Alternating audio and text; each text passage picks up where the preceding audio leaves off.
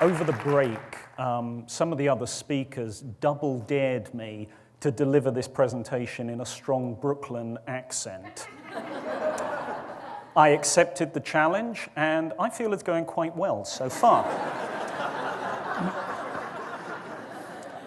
Over the last 30-ish years, organizations in various parts of the world have become increasingly interested in developing spaces to support creative collaboration and to stimulate greater creativity. And their attempts started off in some ways quite modestly. They'd build spaces like this. And just to explain, this is a sort of ideas pod, and all of the surfaces pretty much are writable. If you haven't used one of these spaces, it really can be quite transformational. It also has a bad effect on you when you return to your cubicle, because the urge to write on things which you shouldn't do can be almost irresistible.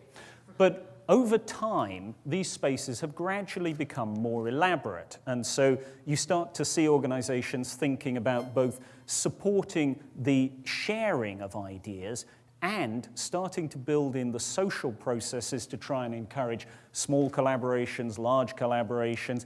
For some reason, when people are designing these kinds of places, seating becomes very important. I think these sort of look like little coffee beans to me. My 3-year-old thinks they look like something else, but the chairs form an important part of these sorts of spaces. And what we're seeing over time is that there is a move from a functional design to support the easy sharing and creation of ideas into one which evolves more into what's something that, say, theatre set designers and directors would see as building a sort of experience. And so multimedia forms greater and greater parts of these spaces, and you have people working in all sorts of interesting environments which are designed to stimulate their thinking, ending up with something which often looks like a slightly dodgy disco from the sort of 1990s. But sometimes we take it too far, but they're always interesting. Now, of course, what happened is the more switched-on organizations thought about the fact that they were building these places and taking their staff out there and say, right, now think creative thoughts. Great, you've thought that. Come back to your cubicle. Let's implement them. And they started flipping this on their heads and saying, well, actually, why don't we build spaces like this that we work in all the time? And so some organizations have started to do this. This is, in fact, Google's office in Zurich. I particularly like this. It's something to do with the juxtaposition of balloons and aliens. From the point of view of building an environment which supports and stimulates creativity, wonderful. And then they have also started to draw on what we know about people's preferences for problem solving, so that on some occasions you will want to interact with a lot of people, on other occasions you want to be able to operate in your own environment, and these are important things. Over the last 30 years, we've really learned a lot about the psychology and the neurology of creative processes, and people are starting to build this into spaces. For some reason, I particularly like this picture. I don't know why. There's something about the little cubby holes, and you feel you whip back a curtain and say, who's in there now? So this is part of Google London's new office. And of course, obviously, what it leads to is something like this in terms of a space where you can really muck about and have fun. There are a number of problems with building these kinds of spaces. There's an obvious one here, which is it is increasingly difficult to go home to your loved ones and say, oh, I had such a hard day at the office. And they go, yeah, 3 hours of Guitar Hero. Just wait till I tell you about my day. So there are downsides to it. But the big problem that we see with these kinds of spaces, if you accept for a moment that they are effective, and the evidence on this is actually quite positive around that, the big problem is the vast majority of the people in the world will never get anywhere near this. And that's a huge issue, because there are massive problems on the planet which require creative thinking, and once again, these sorts of capabilities are only available to a very small proportion of people. So, together with some colleagues of mine at the International Center for Studies in Creativity, which is in Buffalo, upstate New York, we started wondering, would it be possible to build virtual innovation labs? To actually see, could we take any of the capabilities and capacities which are given by having these really interesting and exciting physical spaces and deliver them through the computer? Now, clearly, for a number of years, we've all been using things like Google Docs and Skype and other tools to be able to do idea generation, and that's great. But if we think that the physical space has an impact, then we need to be able to say, can we do anything to enhance people's creative capabilities, but do it in a way that we can deliver anywhere and to involve people from everywhere? Now that raises an interesting question. Is it even possible? Would the images on your screen affect you in any way similar to what a physical environment looks like? So we started off thinking about that, and I would like you to look at this for a moment.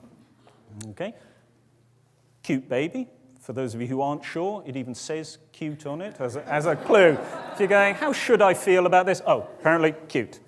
Now, I put this up because although it looks like a picture of a baby, it's not. It is a picture of a baby covering up a picture of a very large and scary spider. But for those of you who are arachnophobic, I thought it would be unfair to put up a picture of a large and scary spider. But the point about it is, if you happen to go to images.google.com and search for large spider, what comes back can be really quite frightening, despite the fact that what you are looking at is colored dots on a screen.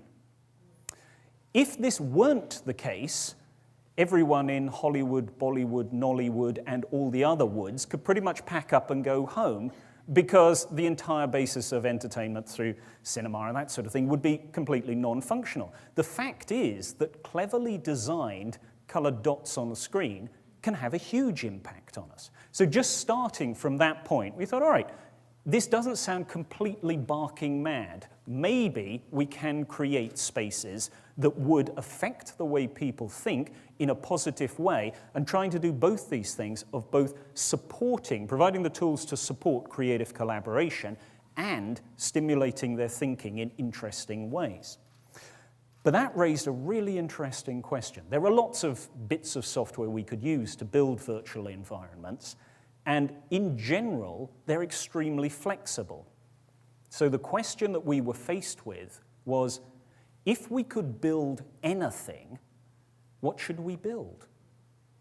And that's a really interesting problem, because we're not constrained by any of the normal rules which constrain people building office spaces. And there's actually a great shortage of theory here in terms of saying it should be like this, not like that, because it will affect our creative processes in various ways. So, notwithstanding the lack of theory, thought we'll have a go anyway. And our start point was we need to ask people about the spaces that they support their creative thinking. And whenever researchers are faced with the question of who shall we ask, the answer is always students. There are lots of them around, they're cheap, they're pliable. It's, come here, I want to ask you some questions. It's cheaper than lab rats, and it's easier to get the ethical board to deal with it. So what we did was we started asking people, if you were faced with a really challenging problem and you needed to develop a great creative solution and you could go anywhere, where would you go and why? Now, the responses that we got back from people were interesting. There were definite patterns in their responses. One of the particular popular places was this. People liked the idea of going to the beach.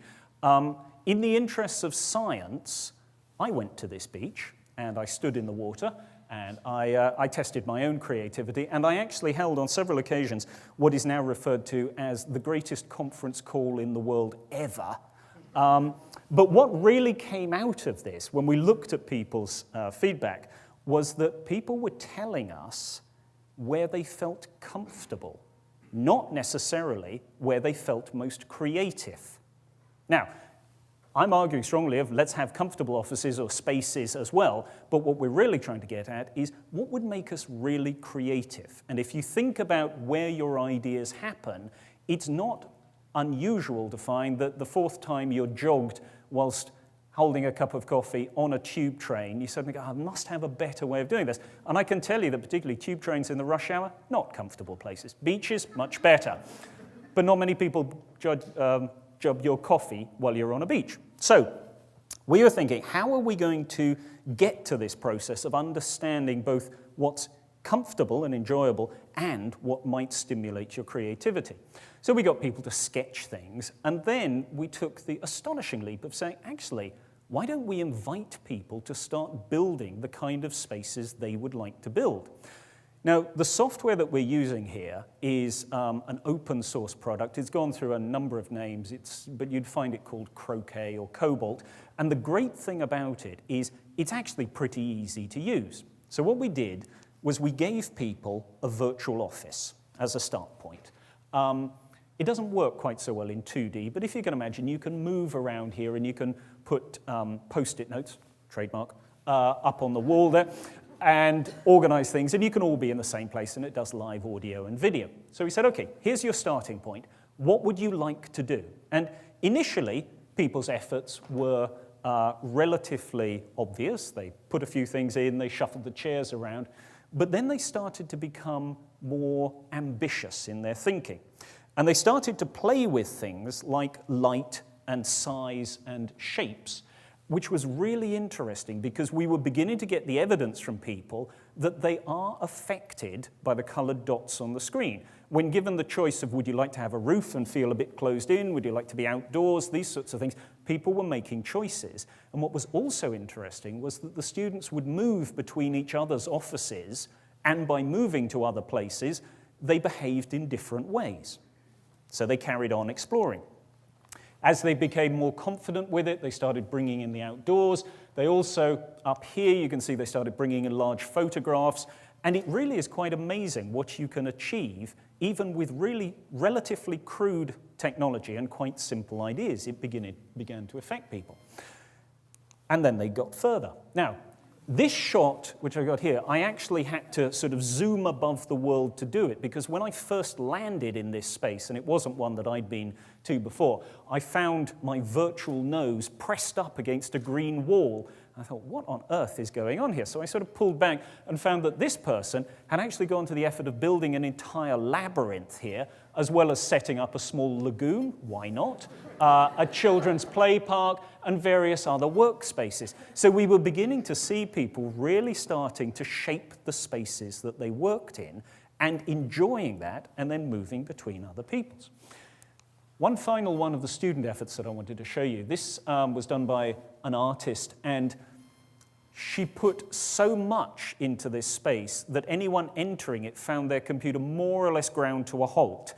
But it is truly amazing. She started experimenting. What looks like water here, she was making clever use of mirrors and things like that. And people were really quite blown away by this. Now, we still don't know, is this good for creative stimulation or not, because we're still working on the theory, but at least we can see that we can build spaces that have an impact on people. Now, this is important because what we then wanted to do was say, okay, that's great. We can build spaces, people can put ideas, but does it really work? Because our objective here is this idea of frictionless creativity. We want to be able to bring people together from anywhere on the planet to be able to collaborate in spaces that support their creative process. Does that work? So this is a snapshot from a session which was running just a few days ago, and I'll explain what's going on here. But it's based on a challenge that we found posted from an organization called OpenIDEO. Now, many of you, I expect, will have heard of IDEO. It's a design company. They have a philanthropic arm called OpenIDEO, and one of the things that they do is they find interesting problems and invite people to submit ideas and collaborate on it, which is absolutely fantastic. So we took one of their challenges, which was about encouraging democracy, and we ran a session with a group of students on this. Now, what's really important about this is not so much the space, it's the fact that just here on the left-hand side, although you can't read it, there are all of the steps that we would normally go through if we were running a physically co-located face-to-face event. And we did all of that with students who were distributed all over the place. And it worked. We got really good results out of this, which is hugely significant because it means that we will be able to deliver this, and the technology will only get better and more realistic if that's what we want, or perhaps more surrealistic, because there's a whole sort of branch of thinking about what will stimulate people's creativity.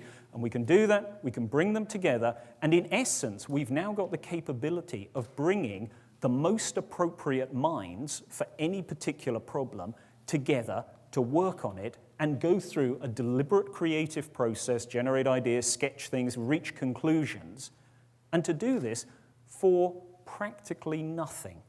So this is huge. We can actually make it work. Now, that then leads us to the next question, which is to say, okay, can we do better than this? This happened to be a design that evolved from people's discussions about how they'd like to have different physical places. I use the word physical in a loose sense here, but within there they would like to move from space to space in order for that to be able to represent how they were going to solve the problem. But this is all terribly basic at the moment. Within the next 18 months, you will be able to do this directly on the browser on your computer. So in the same way that you get LinkedIn requests or friend requests, or somebody sends you an email saying, have you got any ideas for X? We will be able to take the equivalent of those sorts of innovation labs, bring them directly to your computer, be able to have designed them in a way which stimulates your thinking, and for you to network with people from wherever. But in order for us to move this forward, we need to get a greater and a deeper understanding of the sorts of places that people like to think. So I thought I'll take this opportunity and see if anyone is interested in helping us with this.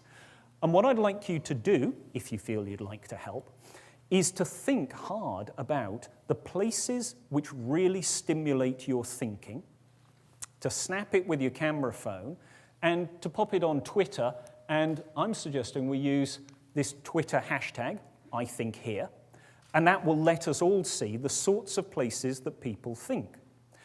If you'd like to be part of the ongoing research on this, I'm sure that will be enough, but you can also find me on Twitter there, and just let me know, and we will be delighted to start getting a wider group of people involved to really let your creativity have an impact on the sort of open IDO issues and the other social innovation projects that we want to work on around the world. And with that, thank you very much.